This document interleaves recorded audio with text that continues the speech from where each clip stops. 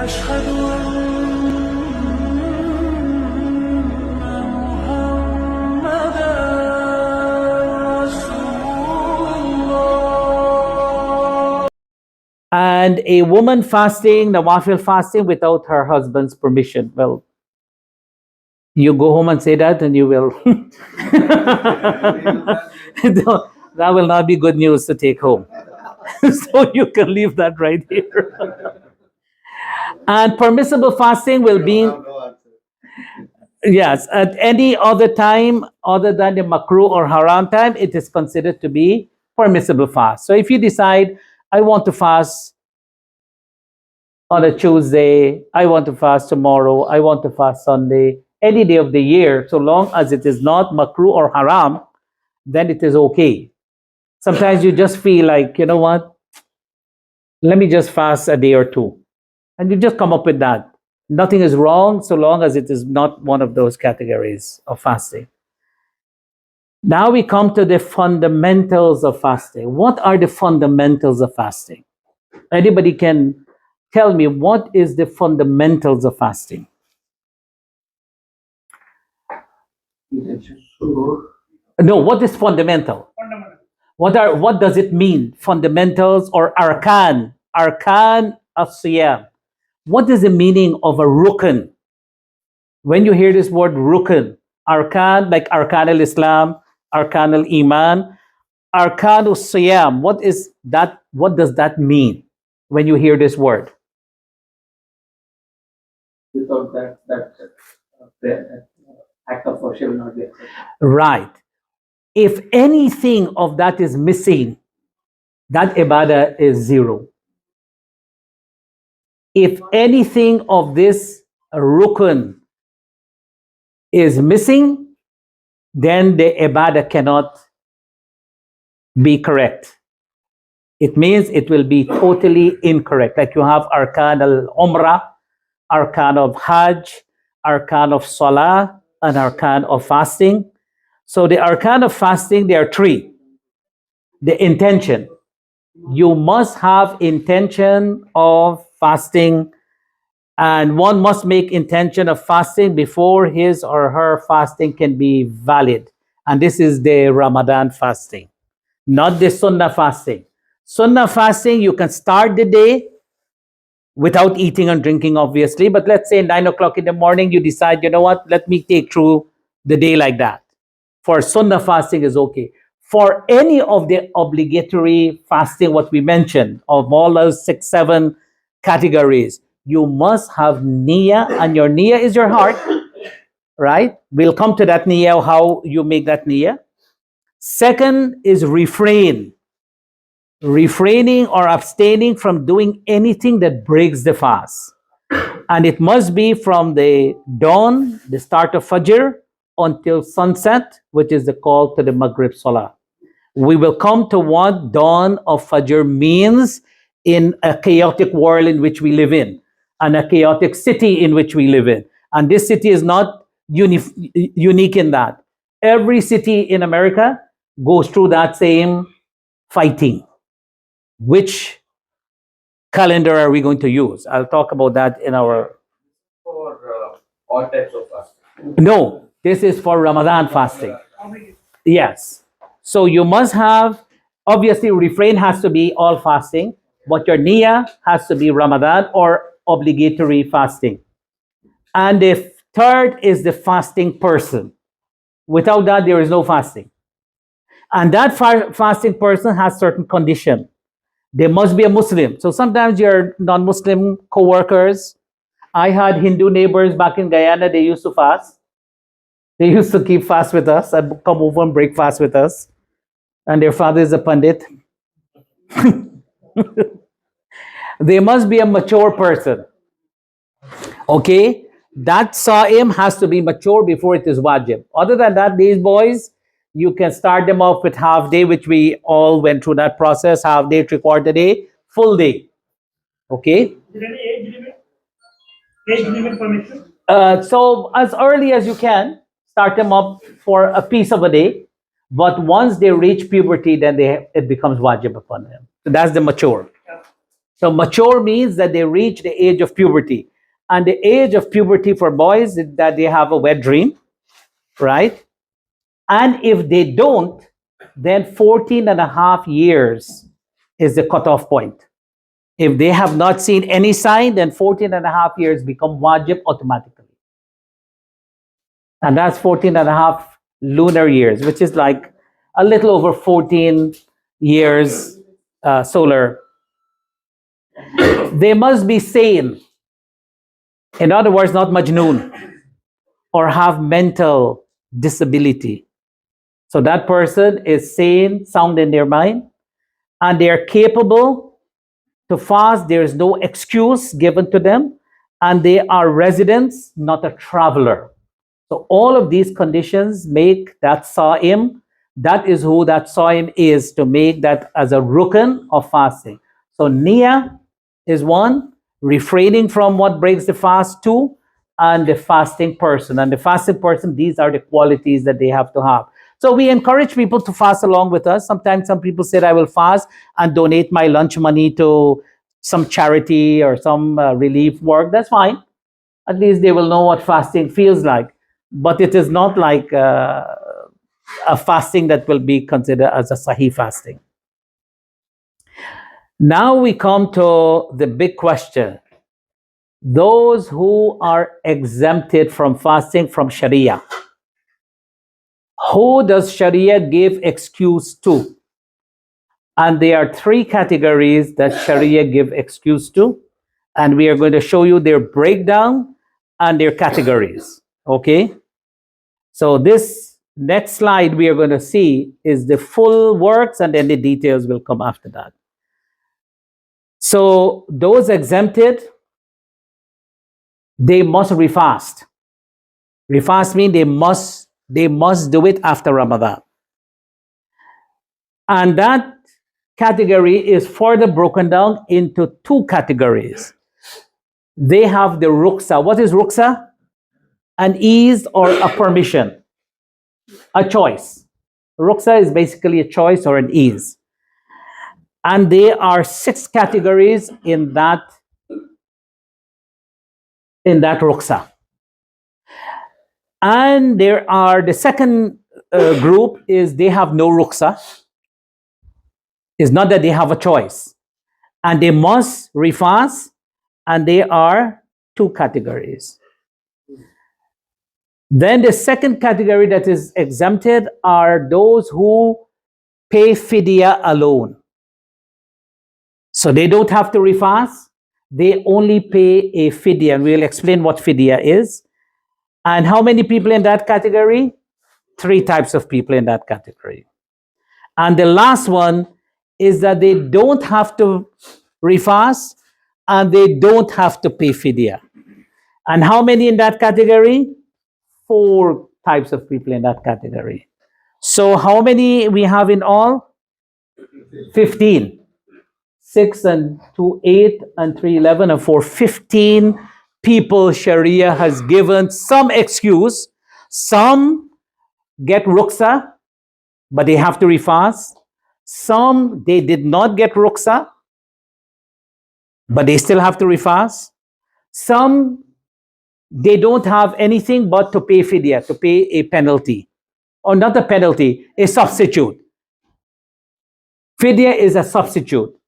And the 4th category is that no substitute, no refast. Can you think about anybody in the 4th category, the 3rd category? Insane person. Okay. Not sick. Not sick. Aged people. Not aged people can have lots of cash. Mentally disturbed. No, they are exempt. They are exempt. Yeah. Think about old people who are very poor. They don't have strength to fast and they don't have money to pay. You see how it goes? So an old person can be very rich. A lot of old people are rich, right? A lot of old people can be billionaires. They have to pay up, right? So let's go back to these categories now. So before those categories, let me just talk of some terminologies that we will use. Qada. Qada means you make up fast. So refast means you do qada. Qada, that you fast after Ramadan. Kafara is a penalty. Kafara, you pay a penalty. So these are words we're going to use from now to the rest of the end of the session. Kafara is a penalty. And fidya is a amount you pay for every day you miss feeding a poor person. Not bribe, substitute. Bribe is not a substitute. And the cost of an average meal in your locality. So if you want to do it in India, brothers, pay attention. Anybody who wants to feed a poor person in India, calculate your money here and then send it. So they might eat whole week, that's fine.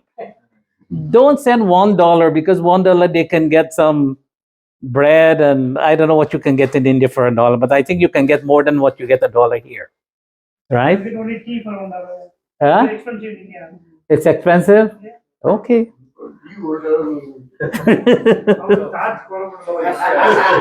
So let's go back in the first category. The first category, that those who must refast and those who is given a ruksa. So we said how many people, who remember how many people here? 6. So one is a traveler.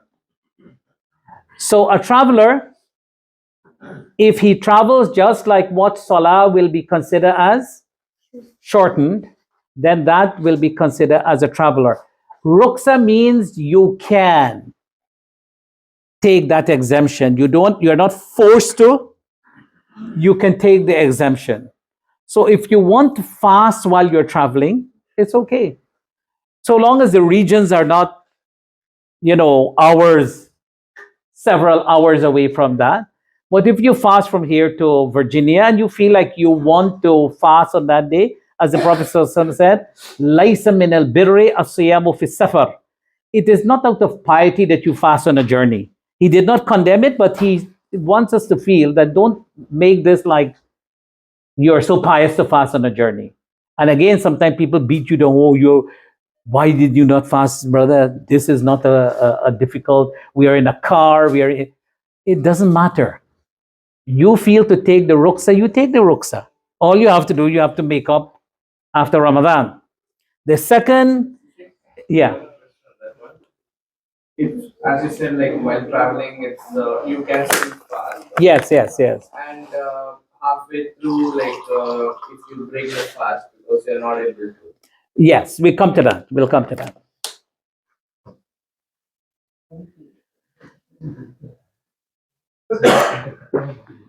A sick person. A sick person, a type of sickness that should be which remedy is hoped for. Like you get severe fever in Ramadan, okay? Or severe cold or a flu, and you're not able to fast for 2-3 days. Some people can fast, some people can make it through, some people cannot. So you're given that ruksa. A pregnant mother or a nursing mother. So that's number 3. So if this lady is afraid of her child not getting enough milk, or she herself is losing her energy from fasting, she is permitted to again have that ruksa. Suffering from severe hunger and thirst, and this comes to your question. So anytime, whether on a journey or any time of the day, if you reach to the point where your life is coming out, you feel so hungry that you're going to lose your consciousness or your life, and you feel so thirsty, then in such circumstance you can break your fast and you have to make up for after Ramadan. And breaking of the fast means that it's not like you now can galore down with all kind of food. You just break your fast to save your life, and then you have to refrain from eating. You're not fasting anymore because you broke your fast, but just keep yourself until the end of the day. Somebody Yeah. who's traveling domestic, right? Like New York or Chicago or Denver by flight, still are they coming under this category? But probably it's 2 hour, 3 hour travel. Yeah, so whenever you reach there, you break your fast with the timing there. Yeah. Meaning they will not come in this category, right? The traveler, number first one is the traveler. Remember? Yeah, yeah, yeah, yeah. If one is under duress, so in other words, somebody is putting some punishment that if you don't break your fast, like what happened in Russian states before. They used to make sure 10 o'clock all the children would line up and make sure they drink water. Or at the workplace, they have to show that they are not fasting. They have to drink in public at their workplace. If you refrain from doing that in some of those previous, like Kyrgyzstan and so forth, they will put you under tremendous harm. So in that harm, if you under duress, then you can break your fast. Hard work, if someone has a very strenuous work on that particular day, very difficult, and they cannot, uh, you know, uh, finish that work, or during Ramadan, they can fast, they can break their fast, and after Ramadan, they have to make up for their fast. And there are categories of people like miners and so forth, coal mine workers, what have you. Those not given a ruksa, but they have to refast, the menstruating woman. So she doesn't have a ruksa. She just cannot fast. And she will have to refast after Ramadan. Postnatal bleeding, that's after childbirth or what you call, after birth, that they are exempted. They cannot fast, but they have to fast after Ramadan. But they don't have a ruksa. They don't have a choice. The second category is those who pay fidya alone. How many in this category? Two. You showed two? No. Three in this category. The aged man or woman. So an aged person who cannot fast because of old age, but they have money, they pay fidya. Okay? A sickness that a cure is not expected. And this sickness is that if you fast, it worsens your sickness. Maybe someone with a cancer, may Allah protect us all from that. Or some disease that, people say diabetes, but diabetes is doable. I'm diabetic and I fast. How severe you are, right? Diabetes like Severe. some people like more severe. I'm severe. I'm insulin. And I still fast. Type 2. I'm type 2. Type 1 may have more difficulty. But I know some type 1 people also, they do. But if your sickness is of such that if you don't take your medication, it can make it worse, then you are exempted and you pay your fidya. You feed one person. Yeah. Question on the aged man or woman. If the aged man or woman does not have money, Not a category. another Oh, yeah, that's what I was asking. but Sheikh, but their children have the money. Their children is not responsible for you. That's what I am. If you want to do it, it's fine, but they're not the one who. Yeah. Those whose job are difficult all year round. In other words, you can't refast. You all year round, some profession you have that people need, if not society can go into, maybe, I don't know, nuclear scientists, Submarine job. submarine. So yeah, No, somebody will get lot of food, man. yeah. No, but But some job that is extremely difficult. Okay, some job that is very, like those who have to work 8 months in a coal mine or what have you. Okay, and it is extremely difficult to work all year round. So there's no time to refast till the next Ramadan. You can pay your fidya and not fast. The third category, there is no refast, there is no fidya. That is an unbeliever if he accepts Islam during Ramadan. So let's say and we have had people take Shahada in Ramadan and right here in Charlotte. So let's say 20 of Ramadan they take Shahada. So they don't have to refast those 20 days. They don't have to pay anything. They just continue their fasting. An insane person, if somebody somehow lose their mind anywhere in Ramadan, then they don't have to refast, and because it does not become wajib upon them if you lose your mind. Okay? First category, right? Remaining 10 Ramadan, the people who convert, right, they have to do that. They have to do the remaining days. A child who has not reached the age of maturity. So if a child gets baligh in Ramadan, whatever days pass in Ramadan, you don't have to pay for them. They just continue the rest of Ramadan. That's why it is always good to start their training of fasting as early as possible. I remember we started fasting maybe 4 or 5 years old. We started fast like till breakfast time, from suhoor to breakfast, then suhoor to lunch, then suhoor to afternoon mid snack, then suhoor to iftar.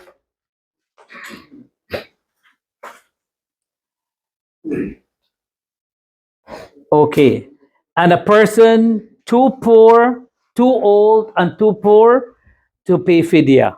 So then those are the categories that they are exempted from fasting or paying fidya.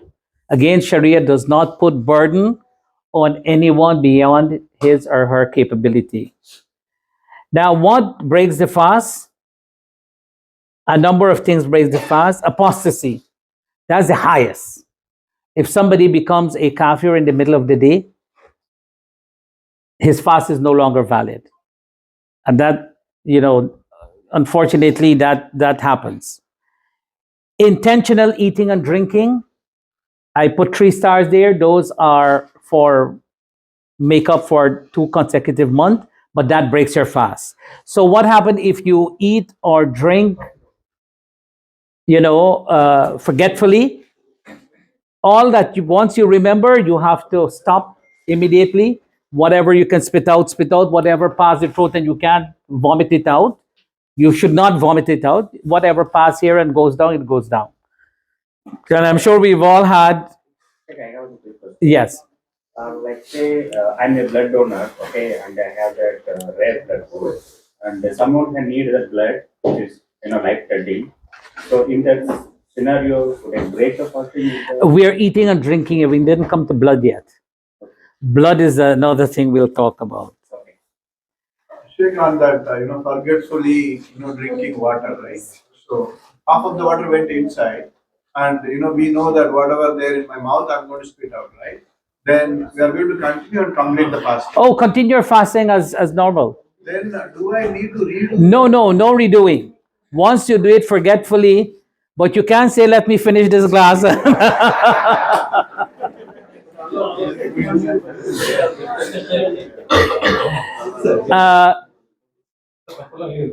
Sexual relationship during Ramadan. This is important. Brothers, pay attention. I've had a case with brother who prays 5 times a day. And this is like recently, he called me and told me he had relationship while fasting. And I'm saying to him, how can this ever happen? Were you awake? He said, yeah, I forgot. I said, you forgot? I mean, he fed 60 people. He couldn't fast for the 2 months. He barely can fast this month. And but it can happen. How it happens, I don't know. I still bother him. Why did you have to Failing to make intention to fast or discontinue your intention. We talked about that. Seminal discharge while you are awake. That breaks your fast. You don't have to fast this 60 days, but let's say you are on YouTube, social media, which you shouldn't be, and this happens. Then you refast for 1 day, not the 60 days. You did not activate yourself. It just happened that you watch something that you ought not to watch, and this happens. So the hidden message while sleep, that is. That's okay. Those do not break fast. Postnatal bleeding, menstrual bleeding, that break fast. Even if it is a few minutes remain and this sometimes sisters, we have our laws that govern us and they have their laws govern them. And sometimes they complain about these things, but there are other laws that are very strenuous on us that they don't have those laws. Okay? Intentional vomiting. So one person must not push your hand down your throat and try to get things out. That is intentional vomit. But if you vomit naturally, unintentionally, then that does not break your fast. And insanity breaks your fast. So if somehow during the day somebody run mad, sunnah of fasting, and these sunnah are very important. Eating suhoor. People tend to want to eat 2 a.m. and sleep through.